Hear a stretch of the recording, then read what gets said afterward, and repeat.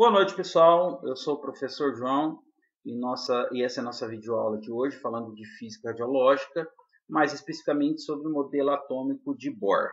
Bom, Bohr foi um físico dinamarquês, né, nasceu lá em Copenhague, e ele realizou estudos interessantes utilizando o espectro de emissão de substâncias. E a partir desses estudos ele conseguiu modificar o modelo de Rutherford, né? Isso ocorreu lá em 1913.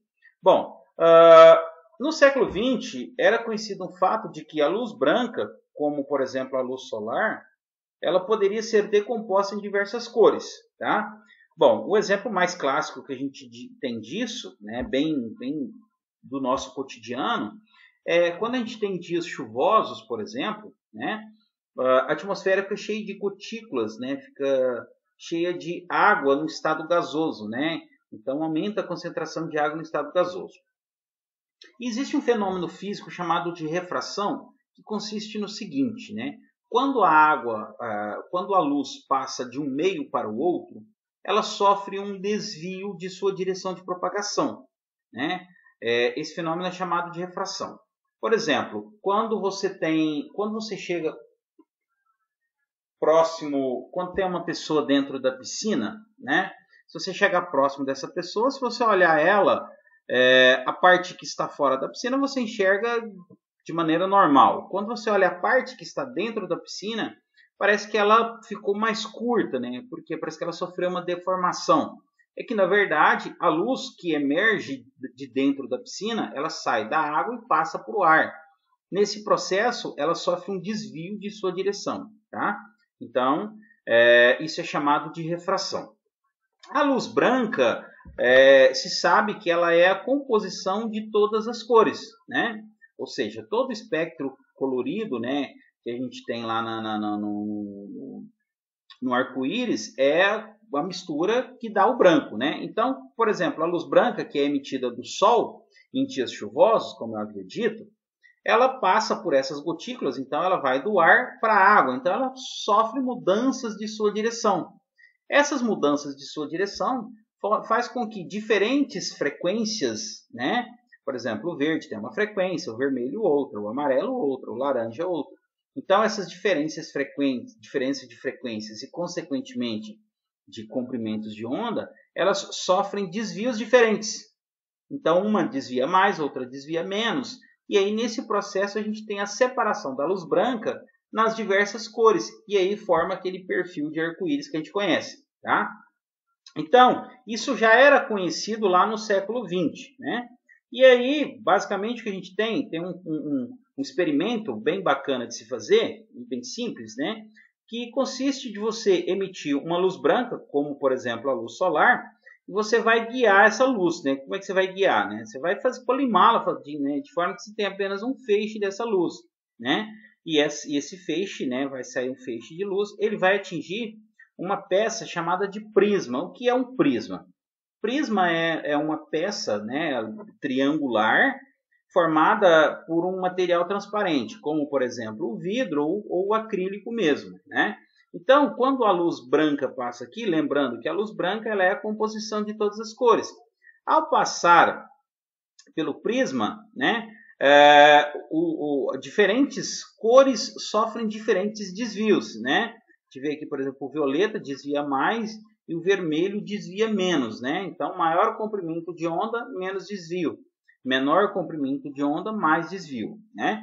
Então, nesse caso, o que acontece? Né? A gente tem o desvio e forma esse padrão ou esse perfil do arco-íris que a gente tem aqui. Tá? Bom, mas aí o que acontece? Se a gente olhar aqui, né, a gente não percebe, ou a gente não consegue distinguir, por exemplo, olha, aqui é vermelho e aqui já não é mais vermelho, passou a ser laranja. Ou onde é laranja e passou a ser amarelo. Não tem uma separação bem definida. Por isso, a gente tem o que é chamado de espectro contínuo. Né? O espectro contínuo, né, é de tal forma que você não tem a separação das cores. Você tem um ponto onde vai mudando de cor, né, e aí de repente já não é mais vermelho, passa a ser laranja, ou de repente já não é mais laranja, passa a ser amarelo, né? Isso é denominado de espectro contínuo, tá? Então, se você pegar a luz branca, a luz do Sol, realizar esse processo, você vai ter essa formação aqui, que é chamada de espectro contínuo, característica exatamente daquilo que a gente enxerga no arco-íris. Bom, aí que tá. Bohr fez um experimento semelhante a esse, só que ao invés de usar luz solar, ele utilizou um gás ionizado, né, de hidrogênio. Isso é muito parecido, por exemplo, isso aqui é uma lâmpada, como aquelas lâmpadas fluorescentes que a gente tem em casa, aquelas lâmpadas de tubo. Lá dentro tem um gás, né? Quando você quebrar uma lâmpada daquela, estoura, porque você tem um gás ionizado lá dentro.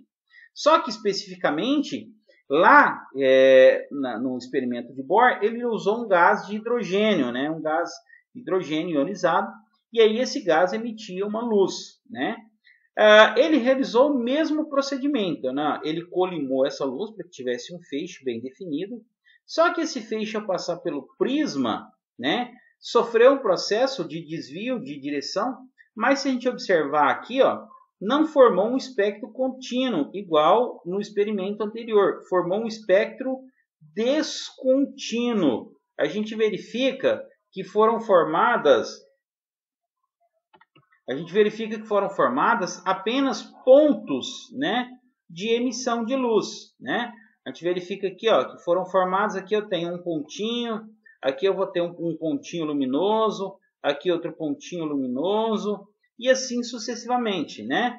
É claro que se nós olharmos o espectro contínuo, né, você tem uma gama de frequências ou uma gama de comprimentos de onda aqui, porque você não estabelece exatamente quando terminou ou quando começou outro. Aqui não, aqui é bem definido. Aqui você tem apenas um pontinho, e esse pontinho é apenas de uma cor, ou de uma frequência, ou consequentemente de um comprimento de onda. Aqui a mesma coisa. Então, na verdade, o que Bohr sacou foi o seguinte, que a energia, né, que os fótons de energia que era emitida pelo gás hidrogênio, eles tinham energias que eram descontínuas, ao contrário daquelas que eram emitidas pela luz branca. E aí ele percebe o seguinte, né? Bom, se nessas condições, ele foi lá e verificou que aqueles pacotinhos, né, que aqueles fótons tinham um comprimento de ondas bem definidos, né? Aqui está, o comprimento de ondas bem definidos. 656 nanômetros, 485 nanômetros, 434 e 410. É claro, né? Quanto do vermelho para o violeta, né? Vai do maior comprimento de onda para o menor. Então, ele percebe o seguinte, né? Que nesse caso era um espectro descontínuo e que estavam sendo emitidos fótons de energias bem estabelecidas ou de pacotinhos, né, de quantidades de energia bem estabelecidos, bem únicos. E a partir daí ele consegue então propor o seu novo modelo atômico. Com base nessas análises, né, Bohr postula o seguinte: os elétrons, ao se movimentarem numa camada eletrônica, não absorvem nem emitem energia. Os elétrons de um átomo tendem a ocupar as camadas mais próximas do núcleo, isto é, as que representam a menor quantidade de energia. Quando um átomo recebe energia térmica do elétron, o elétron pode saltar para camadas mais externas, mais energéticas. Nessas condições, o átomo se torna instável. Dizemos que ele se encontra no estado excitado. Elétrons excitados de um átomo tendem a voltar para camadas de origem. Quando isso ocorre, ele devolve, através de um fóton, pacote de energia, a quantidade de energia absorvida quando de sua excitação. Vamos lá. Então, ó, esse foi o modelo atômico proposto por Bohr, né? Ele mantém a ideia de Rutherford, né, que o átomo possuía um núcleo, né, bem definido, onde se encontrava nêutrons e prótons e nêutrons. Então aqui a gente tem um núcleo positivo, onde estão os prótons e os nêutrons, né? E os elétrons, diferentemente do modelo atômico de Rutherford, né, eles que ficavam apenas numa órbita, eles agora estão orbitando as camadas bem específicas, né? Para quem lembra lá das aulinhas de química, seriam as camadas K, L, M, N, O, P e Q. Lembrando, né, que a gente vai de dentro para fora, e cada uma dessas camadas, elas possuem níveis de energia bem específicos. E os elétrons tendem a sempre ocupar essas camadas, né? Ou seja, esses níveis de energia mais próximos do átomo, né? Nesse caso, o que acontece? Quando um elétron, né? Quando um elétron, por exemplo, ele está no nível energético 1, né? Imagine que eu tenho aqui um elétron no nível energético 1. Ele está aqui, né? Que seria a camada K. Se esse elétron receber energia, o que vai acontecer com esse elétron? Dependendo da quantidade de energia, que ele pode saltar para a camada 2. Ou, dependendo da quantidade de energia que ele receber, ele pode saltar direto para a camada 3. Bom, mas isso só acontece se ele receber exatamente a quantidade de energia para ir daqui para cá. Se ele receber a metade da quantidade de energia, não vai acontecer nada. Se ele receber apenas a quantidade de energia para chegar aqui, ele não vai acontecer nada, ele vai continuar. Ele somente vai sair daqui se ele receber exatamente a quantidade de energia suficiente para que ele salte daqui para cá. Ou se ele receber exatamente a quantidade de energia suficiente para que ele salte daqui para cá. Então, nesse caso, os saltos eletrônicos, eles serão quantizados. Eles só vão acontecer se o elétron receber quantidade de energia exata para saltar. Isso é mais ou menos assim, ó, um exemplo bem prático, só para a gente fazer uma analogia, né? Digamos que você esteja atravessando sabe aqueles rios que tem, que você sempre atravessa pulando nas pedras, né? É mais ou menos assim. Você só vai conseguir atravessar se você der um salto exatamente de uma pedra até a outra. Se você cair antes, você se molha. Se você cair depois, você se molha. Você não consegue atravessar. Então, você só vai atravessar se der um salto de uma pedra para outra. Ou você pode até pular essa aqui, mas o seu salto tem que ir direto para a terceira pedra. Então, você só vai conseguir, né? Isso só vai ser possível se for quantizada, tá? Então, foi desses argumentos aí que começa a surgir o que a gente chama de física quântica, tá? Então, o que acontece? Bom, digamos que um elétron veio para cá, né? Se esse elétron veio para cá, ele estava aqui num nível energético e veio para cá, passou para outro nível energético. Bom, mas a teoria diz que o elétron ele precisa ficar no nível de menor energia. Então, quando o elétron ele recebe essa energia, né? Quando ele recebe essa energia e salta do nível 1 para o nível 2, significa que o átomo recebeu uma quantidade de energia a mais. Nesse caso, a gente define ou a gente qualifica, caracteriza o átomo como estando no que a gente chama de estado excitado, né? Então, o átomo, ao vir daqui para cá, quando o elétron vem daqui para cá, o átomo fica num estado excitado. Para que ele volte ao seu estado fundamental, esse elétron ele precisa voltar daqui para cá. Mas ele, para vir daqui para cá, ele absorveu energia. Quando ele volta, é esse processo que eu tenho aqui, ó, se ele está num estado excitado, ao voltar para o seu estado fundamental, ele vai perder a energia. Quando ele perde a energia, o que ele vai fazer? Ele vai emitir um fóton. E esse fóton tem uma certa quantidade de energia, né? Se ele tem uma certa quantidade de energia, eu consigo atribuir a ele, a gente já conhece essa equaçãozinha aqui, ó, eu consigo atribuir a ele uma frequência. Então, é um fóton de energia, esse fóton de energia tem uma frequência bem definidinha, né? Porque ó, a quantidade de energia daqui para cá ela é quantizada. Então, se a energia é quantizada, esse fóton vai ter uma frequência bem única. Se ele tem uma frequência bem única, ele também tem um comprimento bem único. e aí é o que forma esse perfil aqui, né? Então, ó, para cada lá, quando você vai, ó, aqui é o nível 2. Se você vai do nível 2 para o nível 3, é uma quantidade de energia, né? Por exemplo, digamos que o elétron esteja no nível 2. Ele absorve energia, vai lá para o nível 6. Ele pode vir do nível 6 direto para o nível 1, emitindo um fóton com comprimento de onda 410 nanômetros. A gente percebe que o comprimento de onda aqui é menor. Significa que ele vai emitir um fóton de maior energia, né? Ele pode vir, né, do nível 5 para o nível 2, vai emitir um fóton de 434 nanômetros, uma energia um pouco menor. Do nível 4 para o nível 2, uma quantidade de energia um pouco menor. Do nível 3 para o nível 2, uma quantidade de energia menor, um comprimento de onda maior.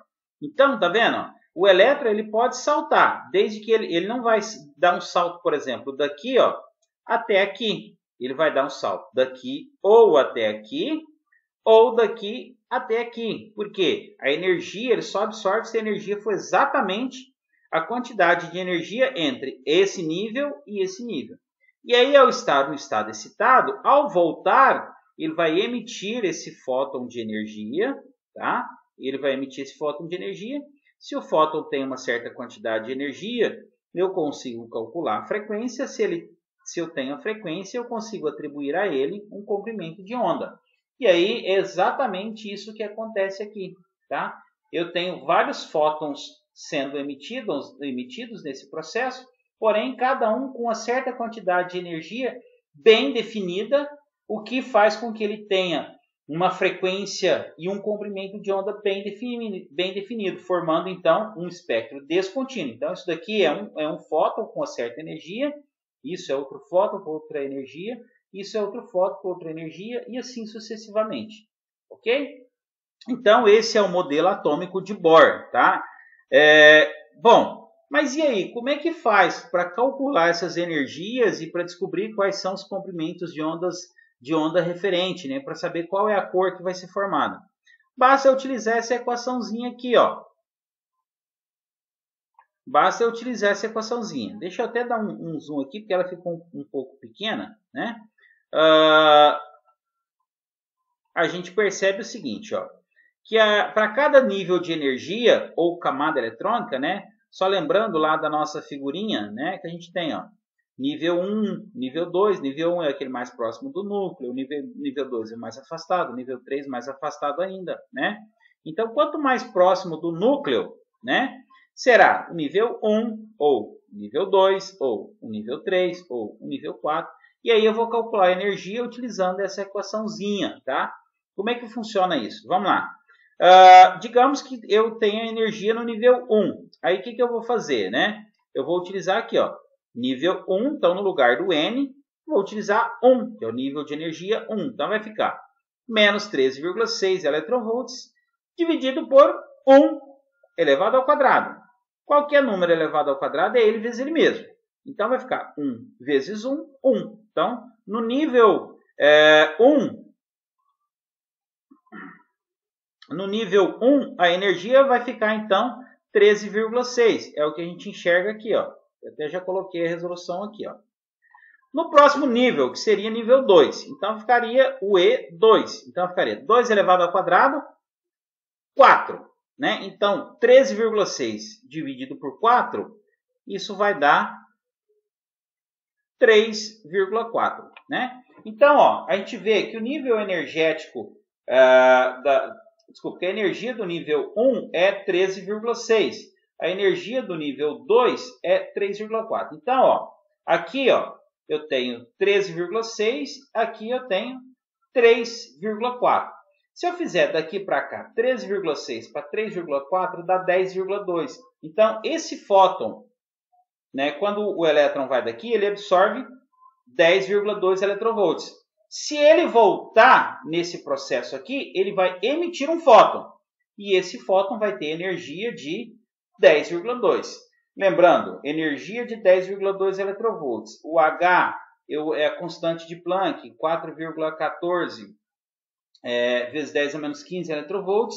Eu calculo a frequência. Se eu tenho a frequência, eu consigo determinar, então, o comprimento de onda ou a cor da luz que esse fóton será emitido aqui. Ok, pessoal? Bom, isso se aplica, né? Eu posso, se eu quiser calcular do nível 1 para o nível 3, por exemplo, ó, nível 3 dá, fazendo a continha, ó, 3 elevado ao quadrado dá 9. 13,6 dividido por 9 dá 1,51. Então, esse nível aqui, ó, o nível 3 é 1,51. Esse é 13,6. 13,6 menos 1,51 dá aproximadamente 12,0 alguma coisa. Então, se o elétron receber exatamente essa quantidade de 12, ele vem para cá. Quando ele volta, ele vai emitir um fóton. Se ele voltar direto, ele pode voltar de 3 para 2 e de 2 para 1. Mas ele pode também voltar direto. Se ele voltar direto, ele vai emitir um fóton de 12 alguma coisa, 12, alguma coisa eletronvolts. Se é um fóton com energia maior, naturalmente, né, esse fóton tende, ou essa cor tende a ir para o lado do violeta, né, se afastando do vermelho. Ok, pessoal? Bom, era isso que eu tinha para falar sobre o modelo atômico de Bohr. Espero que eu tenha contribuído, né? Semana que vem a gente dá mais uma pincelada sobre esses assuntos, sobre esses modelos atômicos, né? A gente vai fazer uma revisão sobre todos eles, ok? Talvez semana que vem a gente faça uma aula online. Tchau, pessoal. Um abraço, bom final de semana. Tudo de bom.